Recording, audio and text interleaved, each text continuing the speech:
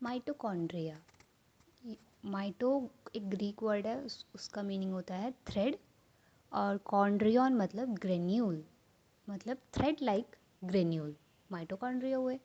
कोशा द्रव्य में बहुत से सूक्ष्म छड़ी के आकार यानी रॉड शेप, गोलाकार स्फेरिकल तथा सूत्री फिलामेंटस कोशिकांग यानी कि सेल ऑर्गेनेलीज होते हैं। तो जो हमारा साइटोप्लाज्म वाला सेल का जो साइटोप्लाज्म वाला पार्ट है उसमें क्या होते हैं, छोटे छोटे रॉड शेप स्फेरिकल, और फिलामेंटस क्या होती है, सेल ऑर्गेनेलीज होती है, जिसको बोलते हैं हम माइटोकॉन्ड्रिया या तो कॉन्ड्रियोसोम।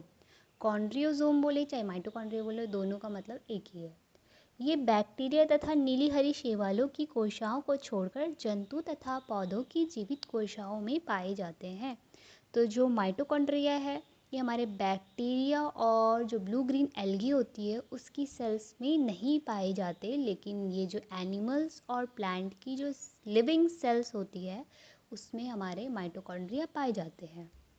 ये जो होते हैं इनका जो साइज़ होता है, जो हमारे प्लास्टिड्स यानी कि लवक उनसे थोड़ा छोटा होता है, और जो इनकी औसत लंबाई यानी इनकी लेंथ होती है माइटोकॉन्ड्रिया की 3 to 5 माइक्रोमीटर तक होती है, और औसत व्यास यानी कि इसका डायमीटर जो होता है 0.5 से 1 माइक्रोमीटर तक होता है। पर अगर हम बात करें फिलामेंटस माइटोकॉन्ड्रिया की तो उनकी लंबाई होती है 40 माइक्रोमीटर, इतनी इनकी लंबाई होती है। बड़े होते हैं कौन से वाले, माइटोकॉन्ड्रिया, फिलामेंटस माइटोकॉन्ड्रिया।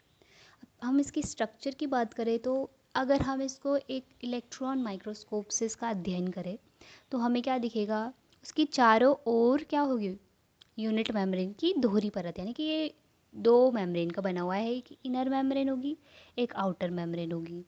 दो परतों में से बाह्य कला यानी हमारी आउटर मेम्ब्रेन कैसी होगी, वो सपाट होगी। आउटर मेम्ब्रेन फ्लैट है, परंतु जो उसकी अंदर वाली मेम्ब्रेन है यानी कि हमारी अंदर वाली कला यानी इनर मेम्ब्रेन, वो विभिन्न स्थानों पर अंदर की ओर मैट्रिक्स में क्या होता है, उसमें जो अंदर वाली इनर मेम्ब्रेन होगी वो अलग अलग जगह अलग अलग स्थानों में क्या होगा उसमें, या तो वो मैट्रिक्स में या फिर वो क्या करेगी, उंगलियों की तरह क्या क्या करेगी, माइक्रोविलाई बनाती है। मतलब उंगलियों की तरह मुड़कर क्या बनाती है, माइक्रोविलाई बनाती है इनर मेम्ब्रेन। और अथवा अंदर वाली कला बहुत छोटी छोटी चपटी पट पट्टियाँ बना लेती है। तो जो ये हमारी अंदर वाली मेम्ब्रेन है, इनर मेम्ब्रेन, वो माइक्रोविलाई फॉर्म कर रही है, फिंगर लाइक स्ट्रक्चर्स फॉर्म कर रही है उसमें। तो साथ साथ में वो क्या करती है, वो जो माइक्रोविलाई बना रही है उसी में ही क्या बन रहा है हमारा, चपटी पट्टियाँ, चपटी पट्टियाँ बन रही है, जिनको क्या बोलेंगे हमें, क्रिस्टे। और इसे हम क्रिस्टे बोलते हैं। यही जो माइक्रोविलाई फॉर्म हो रहे हैं उसी में हमारे मतलब एक स्ट्रिप्स टाइप के फॉर्म होते हैं, जिनको हम, इन पट्टियों को हम बोलते हैं क्रिस्टे। जो प्लांट का माइटोकॉन्ड्रिया होता है उसमें क्या होता है, जो हाथ की उंगलियों के आकार की क्या होती है, ट्यूबुलिन होती है, इनको बोलते हैं नलिकाएं। और जो एनिमल की माइटोकॉन्ड्रिया होती है उसमें क्रिस्टे बनते हैं, और जो प्लांट्स वाले होते हैं उसमें भी इसी स्ट्रक्चर के बनते हैं, लेकिन उनको ट्यूबुलिन बोलते हैं। जो माइटोकॉन्ड्रिया के जो अंदर का भाग है उसमें क्या है, वो विभिन्न छोटे छोटे भागों में बटी हुई प्रतीत हो, देखेंगे तो ऐसा लगेगा कि ये अलग अलग जगहों से छोटे छोटे भागों में बट रही होती है, ऐसा प्रतीत होता है। और प्रत्येक क्रिस्टी की दोनों कलाओं के बीच के भाग को क्या बोलते हैं, अब जो ये क्रिस्टे हमने बोला ये स्ट्रिप्स टाइप के बन रहे हैं, उसकी जो अंदर की मेम्ब्रेन है उसमें फॉर्म हो रहे हैं, उसमें क्या होता है, ये जो क्रिस्टी होती है उसकी दोनों कलाओं यानी इसकी भी दो मेम्ब्रेन है, तो इसमें क्या है, उसके बीच में क्या हो रहा है, उसके बीच में हमारा इंट्रा क्रिस्टल स्पेस होता है, उसको क्या बोलते हैं, इंट्रा क्रिस्टल स्पेस। अंदर की कला माइटोकॉन्ड्रिया को दो विभिन्न चैम्बरों में विभाजित करती है। अब जो हमने अंदर की मेम्ब्रेन की बात कर रहे हैं तो वहाँ पे जो होता है, माइटोकॉन्ड्रिया की जो मेम्ब्रेन होती है वो क्या करती है, वो दो चैम्बर फॉर्म करती है। एक होता है आउटर चैम्बर जिसको हम कंपार्टमेंट भी बोलते हैं, और एक होता है इनर चैम्बर, उसको भी हम कंपार्टमेंट बोलते हैं।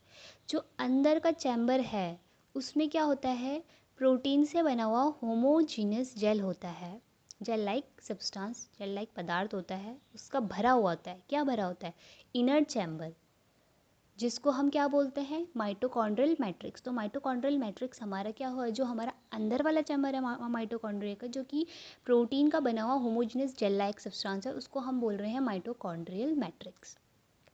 दोनों कलाओं के बीच का स्थान पेरी माइटोकॉन्ड्रियल स्पेस यानी इंटर मेम्ब्रेनस स्पेस। तो जो दोनों कलाएं हैं हमारी मेम्ब्रेन है, उसके उसके बीच का जो स्पेस है उसको बोलते हैं हम इंटर मेम्ब्रेनस स्पेस। एक तरल पदार्थ से भरा रहता है। अब हमने बोल दिया जो ये इंटर मेम्ब्रेन स्पेस है, ये किससे भरा हुआ है, ये एक लिक्विड टाइप का सब्सटेंस है, उससे भरा हुआ है, जिसमें क्या है, हमारे विकर है, यानी हमारे एंजाइम्स होते हैं उसमें।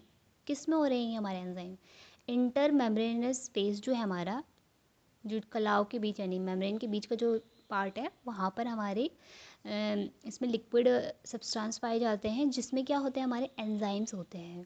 दोनों चैम्बर का मैट्रिक्स पूर्ण रूप से एक दूसरे से अलग नहीं होता। मतलब ये जो दो चैम्बर है हमारे, इनर चैम्बर और ये हमारा आउटर चैम्बर, ये दोनों एक दूसरे से पूर्ण रूप से अलग नहीं होते। अलग तो है, अलग अलग चैम्बर है, बट ये कम्प्लीटली अलग नहीं है।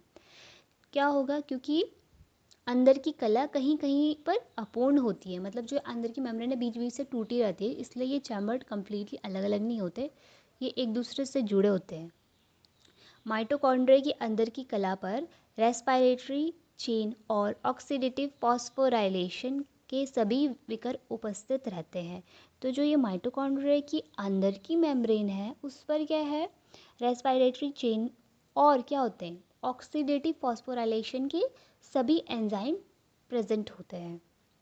माइटोकॉन्ड्रिया के जो इनर चैम्बर है उसमें क्या होता है, कंपार्टमेंट में भरे मैट्रिक्स में क्रेब साइकिल का विकर। अब जो ये इनर चैम्बर है उसमें क्या होता है, उसमें जो ये मैट्रिक्स जो है हमारा, उसमें भरे मैट्रिक्स में क्या होता है, हमारा क्रेब साइकिल के एंजाइम्स होते हैं और छोटे छोटे प्लास्टिड और जल प्रेजेंट होता है। और क्या होता है, हमारा double stranded circular DNA, ribosome होते हैं और हमारे आरएनए भी प्रेजेंट होते हैं।